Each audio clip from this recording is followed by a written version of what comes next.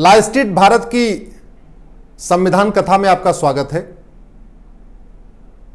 साथियों, संविधान कथा में आज हम आपसे बात करेंगे संविधान के आर्टिकल 16 की, आर्टिकल 16 की। आर्टिकल 16 हम सबका फंडामेंटल राइट है, हमारा मौलिक अधिकार है। फंडामेंटल राइट को समझ लीजिए। फंडामेंटल राइट का मतलब वो राइट जिसको केंद्र सरकार और राज्य सरकार भी हमसे छीन नहीं सकती। फंडामेंटल राइट, मौलिक अधिकार का मतलब वो अधिकार जो सुप्रीम कोर्ट भी हमसे छीन नहीं सकता, उसको कहते हैं मौलिक अधिकार, उसको कहते हैं फंडामेंटल राइट। अब ये आर्टिकल 16 क्या कहता है इसको आप समझिए, एक बार गूगल करके देखिएगा। आर्टिकल 16 कहता है कि ये सरकार की ड्यूटी है कि वो सरकारी नौकरियों में सबको समान अवसर दिलवाए, सबके लिए इक्वल अपॉर्चुनिटी दिलाए। इसी आर्टिकल 16 के बाद में अमेंडमेंट करके यह भी प्रावधान किया गया कि भाई आरक्षण भी होगा।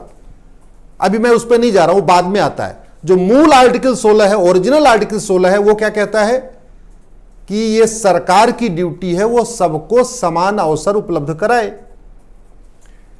लेकिन वो कहते हैं ना, आए थे हरिभजन को होटल लगे कपास।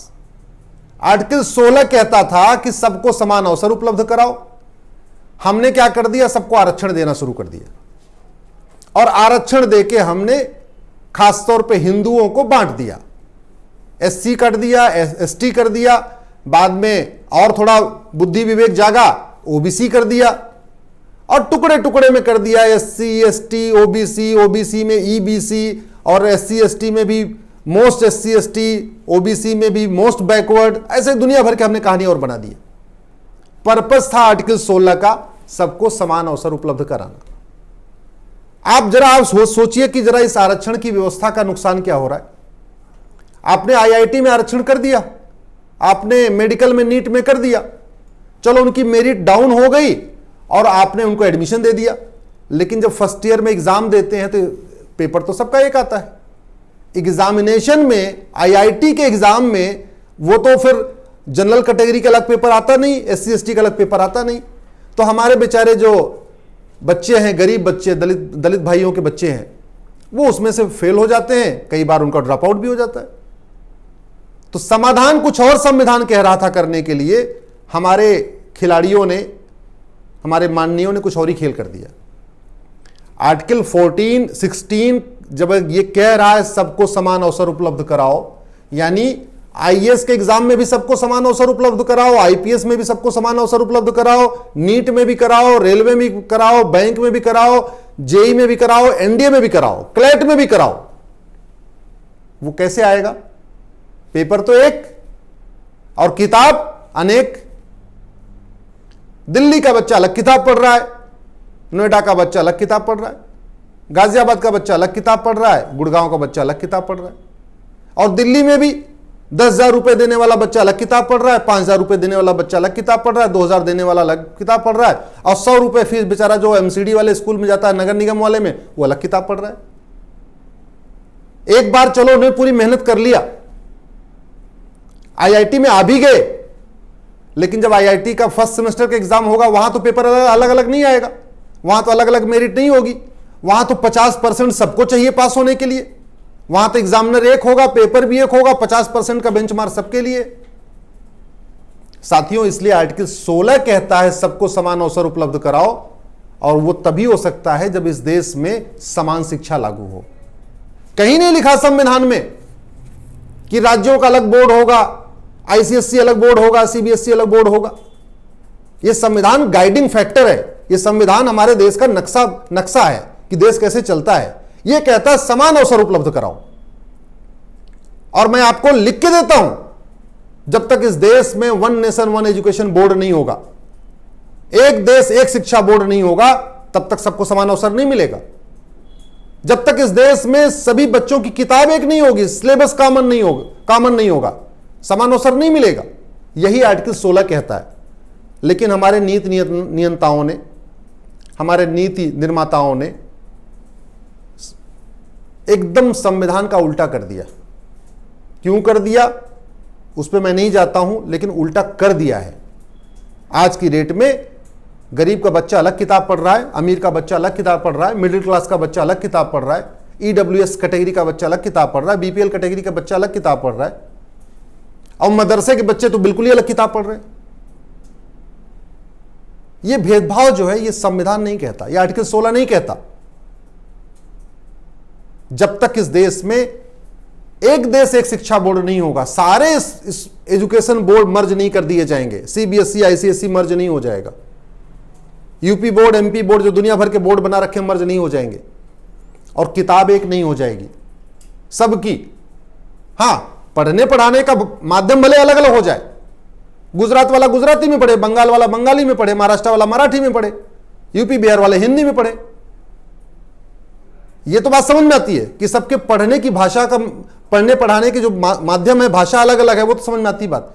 लेकिन कंटेंट अलग अलग क्यों? फिजिक्स का जो सिलेबस है वो अलग क्यों? केमिस्ट्री का सिलेबस अलग क्यों? मैथ का सिलेबस अलग क्यों? हिंदी का सिलेबस अलग क्यों? इंग्लिश का सिलेबस अलग क्यों?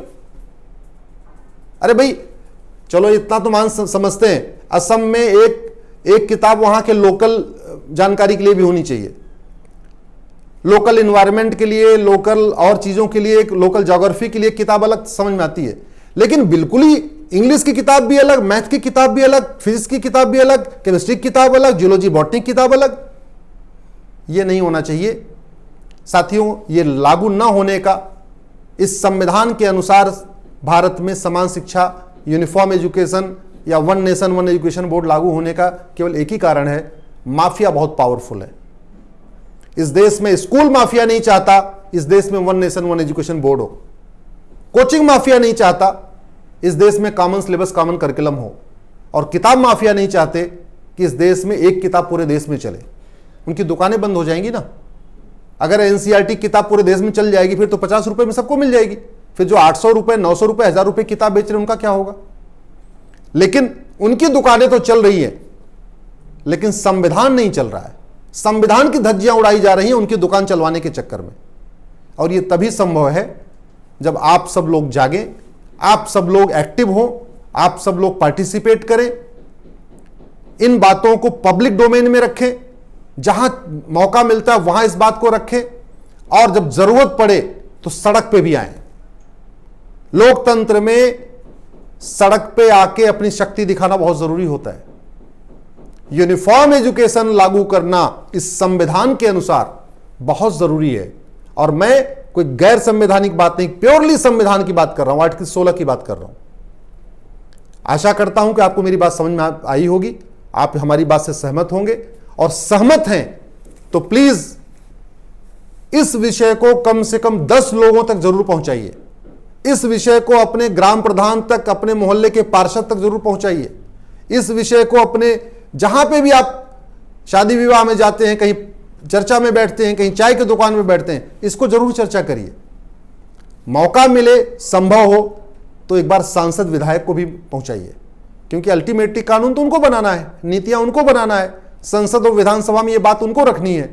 तो एक बार कोशिश करके अपने विधायक और सांसद से मिलकर कहिए कि साहब आर्टिकल 16 तो कहता है सबको समान अवसर दो, समान शिक्षा के बिना समान अवसर नहीं मिलेगा, तो आप लोग ये सीबीएसई और आईसीएसई दुनिया भर की दुकानें क्यों आपने खड़ी कर रखी हैं? सबको मर्ज कर दो। जैसे वन नेशन वन टैक्स कर दिया, जीएसटी लागू कर दिया, ऐसे one nation one education board लागू कर दीजिए। और संविधान तो यही कहता है, बाबा साहब अम्बेडकर तो यही लिख के गए हैं, संविधान सभा के सदस्यों ने यही कहा है। अगले संविधान सभा, इस संविधान कथा में अगले एपिसोड में हम आपसे किसी और विषय पर चर्चा करेंगे। आशा करता हूं कि आप हमारी बात से संतुष्ट होंगे और इस विषय को अधिक से अधिक लोगों तक शेयर करेंगे। बहुत बहुत धन्यवाद, बहुत बहुत आभार।